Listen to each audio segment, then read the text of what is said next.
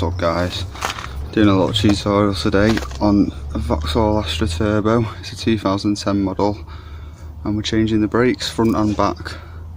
First things first, remember the plastic caps on the wheel nuts, catch everyone out. And we'll get those loose and get the wheel off and we'll crack on.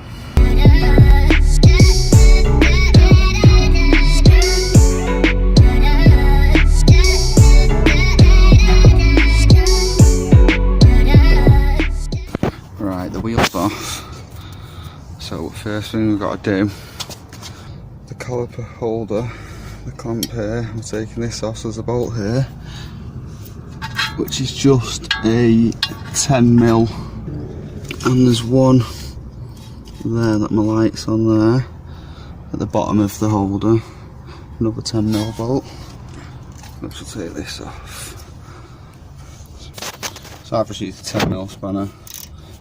I've got a little ratchet spanner which is dead handy, and they've come off dead easy because it's a fairly new car. Sometimes they can be really tight, these, but it's not too bad. And now those two bolts are out, that's them, and the caliper, so that's as it was. We'll simple it, a bit of jiggering, pull off the back of the pads. No, you shouldn't really hang it like that on the pipe. Try and wedge it somewhere so it's not hanging off its hydraulic pipe. Just for the record too, if you've got a VXR Astra, there are different size pads to suit the bigger disc you'll have. These are just the standard 270mm discs for the all the engine sizes of this year Astra. So we'll just flip out. So yeah, literally pull out and then you can pull the clips off. I've got new clips of mine. Sometimes though, if you buy Aicha brakes or certain cheaper makes, the new clips will be a bastard to get in, so always keep the old ones to hand because you can use them again if you have to. Let's have a look at the old pads. Now they've still got a bit of life on them, but they were rubbing a lot, making a lot of noise, and they don't seem that bad. But you know, compare it to a new one.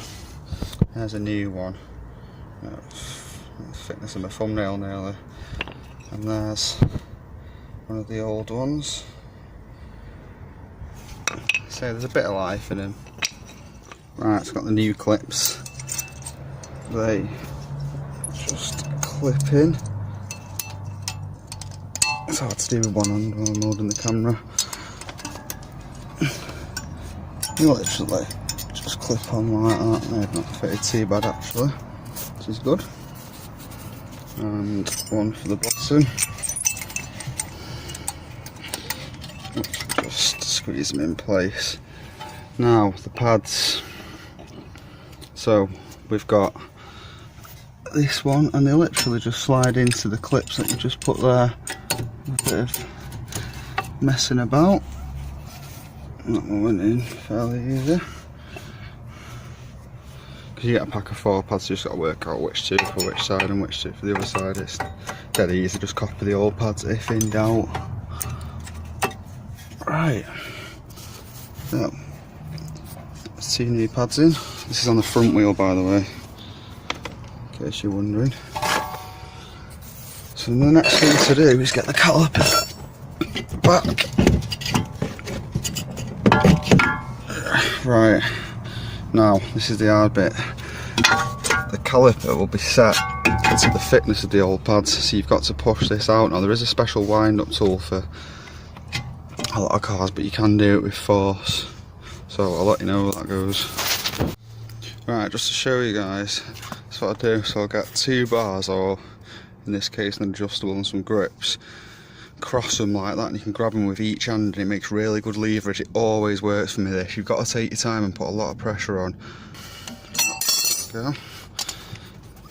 That should be back enough.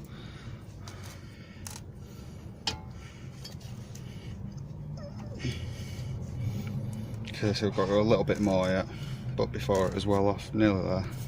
Right guys, so I've done that, I've got the caliper back on. Just a case of getting your 2 bolts from the carrier and putting them back in. One goes up there, tighten that up. One goes down there, tighten that up, and that is the front brake pretty much done. Tighten those back up, make sure any sensors are back on, lines back in place, like that hydraulic line needs clipping back in.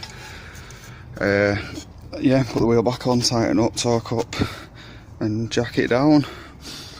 Repeat the process on the other side. Always do the front and back together, so if you're going to change the front brakes, do both sides. If you're going to do the back, do both sides, keep them even. So today we're going to do the whole car, so I'll do another quick bit on the back wheel. But that is how to remove and change the pads on a Vauxhall Astra 1.6 turbo 2010. Right, we're on the back wheel now, so that's pretty much the same. You've got a bolt here for the carrier, and the one at the bottom looks slightly different, but you just get a spanner on that there and undo it, and the carrier will come off. Now on the backs you need to use a wind back tool. The fronts you can get away with prizing them, but the backs you need the tool.